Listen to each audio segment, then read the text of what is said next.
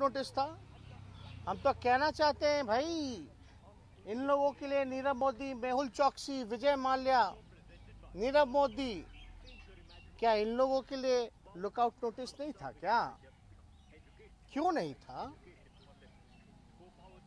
कितने बड़े बड़े घोटाले हुए बिहार में, सृजन घोटाला, उसका रिकवरी कौन करवाएगा? वो भी तो कोषागार से गया, वो भी तो ट्रेजरी का मामला था। बिहार के कितने जिलों में हुआ सृजन घोटाला? मुख्यमंत्री के जानकारी हेतु क्यों नहीं मुख्यमंत्री पे कार्रवाई की गई? बल्कि चारा घोटाला में तो लालू जी ने ही आदेश दिया जांच का।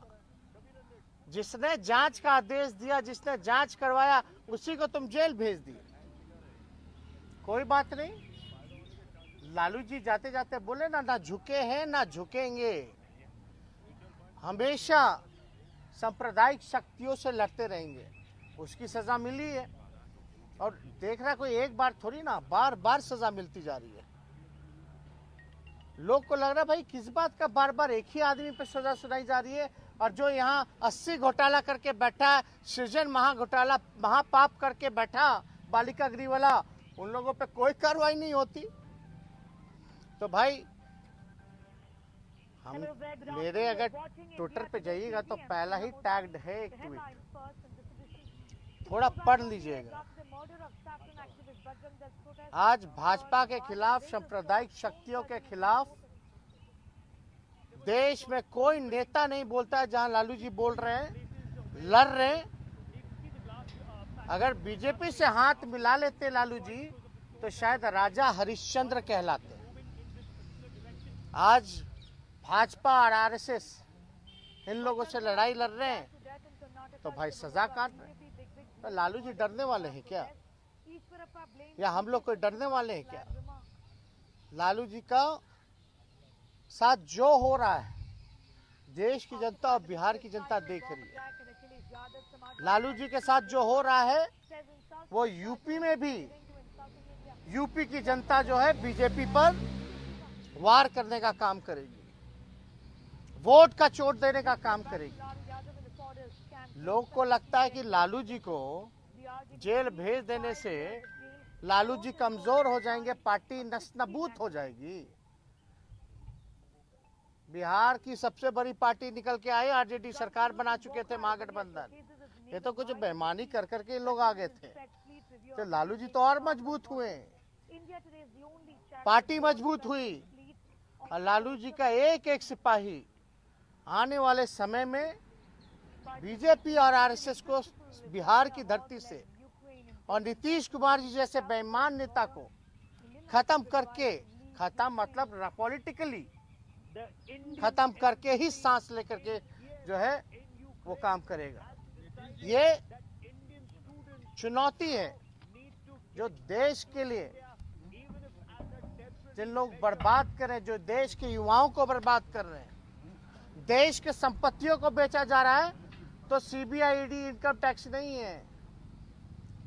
रेल बेच दिया, सेल बेच दिया, एयर इंडिया बेच दिया, एलआईसी बेच दिया, इंडियन ऑयल, भारत पेट्रोलियम सब बेच दिया, लेकिन चार्जशीट हम लोगों पर। किस शर्त पे बेचा, क्या बेचा, और खरीदार दो चार ही लोग पूरे देश भर में देश के संपत्तियों को खरीद रहे हैं। ये है क्या न्याय? कहाँ है जांच एजेंसियां? हम तो चुनौती देते हैं, थोड़ा जांच करके बताएं। अरे सीबीआई प्रकोष्ठ है भाई भाजपा का, लेकिन जिस दिशा में ये जांच एजेंसियां काम कर रही हैं, ये आने वाले समय में देश के लिए खतरा है। इसलिए हम कह रहे हैं कि कोई पॉलिटिकल पार्टी का प्रकोष्ठ होकर के अगर कोई काम करेगा, ये इंस्टीट्यूशन सदैव रहेगी, लेकिन सत्ता में रहने वाले लोग हमेशा बदले जाएंगे, कोई परमानेंट नहीं।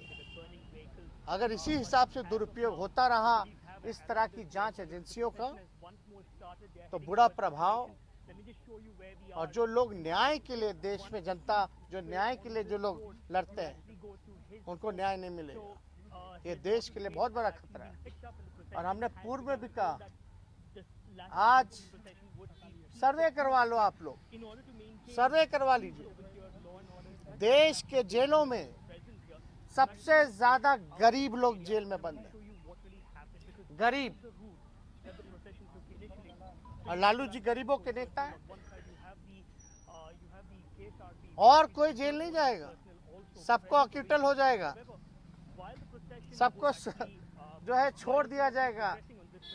अरे हमने तो महाराष्ट्र में, अब कोई बीजेपी का अगर कोई भाषण एड़ी के चोटी पे करता है, सीबीआई है, ई है, वो है, थोड़ा हमसे मिलवा दीजिएगा, उनसे पूछिएगा कि महाराष्ट्र में क्या हुआ था भैया। जो डिप्टी चीफ मिनिस्टर हैं पवार साहब, जब बीजेपी जब गए डिप्टी सीएम बनाया गया तो सीबीआई ने सारे केस वापस कर दिए।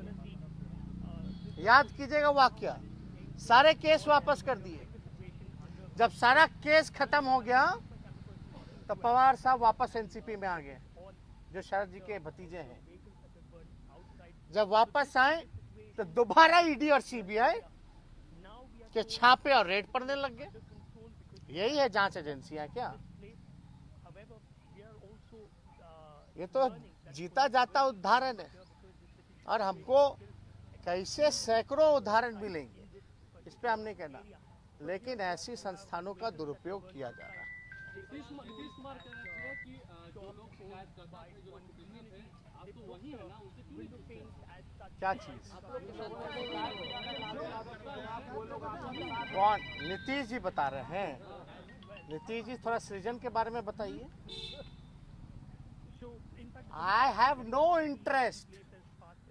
बिहार की जनता और देश की जनता को रुचि इस मामले में नहीं है कि चारा घोटाले में नीतीश जी की प्रक्रिया क्या है। बिहार की जनता और देश की जनता का इंटरेस्ट इसमें है कि आपके रहते 80 घोटाले हुए, आज तक कोई अधिकारी, मंत्री या आप पे क्यों नहीं कार्रवाई की गई? सृजन मामले में क्यों नहीं कार्रवाई की गई? सीएजी का रिपोर्ट उठा के देख लीजिए आप सब लोग। 2 लाख करोड़ का हिसाब कहाँ है मुख्यमंत्री जी बताइए? 2 लाख करोड़ का इंटरेस्ट इसमें है। और नीतीश जी को बताना, हम देखिए बड़े हैं, मुख्यमंत्री हैं चोर दरवाजे के, तो हम इतना ही उनको कहेंगे कि चारा घोटाला में आप तो मत ही बोलिए। आप जहां बोलिएगा तो आपका क्या भूमिका है, अब हम जाना नहीं चाहते इतिहास में कहां कहां क्या क्या भूमिका है, डिटेलिंग हो जाएगी। मुद्दा से नहीं भटकाना चाहते। नीतीश जी सृजन पे आइए, 80 घोटाले पे आइए, इस पे क्यों नहीं बोलते? 2 लाख करोड़ रुपया सीएजी रिपोर्ट में आया, कोई हिसाब किताब नहीं है, ये इंटरेस्ट नहीं है। चारा घोटाला कितना हजार करोड़ का, ये 2 लाख करोड़ रुपया कहाँ गया भाई? और चारा घोटाला में बताइए कि लालू जी ने ही आदेश दिया था कि नहीं दिया था? दिया था कि नहीं दिया था जांच का? तो जो दोषी है वो जांच करवाएगा, वो भी सीबीआई से। ये सब लोग जानते हैं। उस दौर में जनता दल का दौर था, और जनता दल में उस दौर में क्या क्या चल रहा था वो सबको पता है, कितने खेमे थे। फिर बीजेपी 1 साल बाद आ गई, फिर दुरुपयोग शुरू हो गया।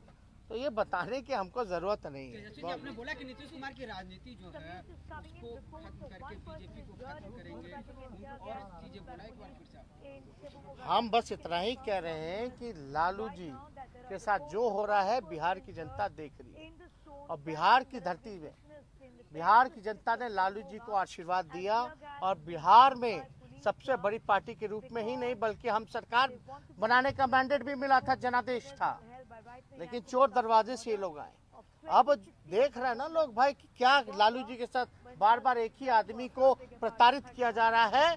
तो आने वाले समय में लालू जी के चाहने वाले लोग या बिहार का हित जो चाहते हैं, देश का हित जो चाहते हैं, वो सब जो है भाजपा, आरएसएस और नीतीश जी को, पार्टी को जो है विलुप्त करके ही, राजनीतिक रूप से खत्म करके ही सांस लेने का काम करेगी। बहुत बहुत धन्यवाद।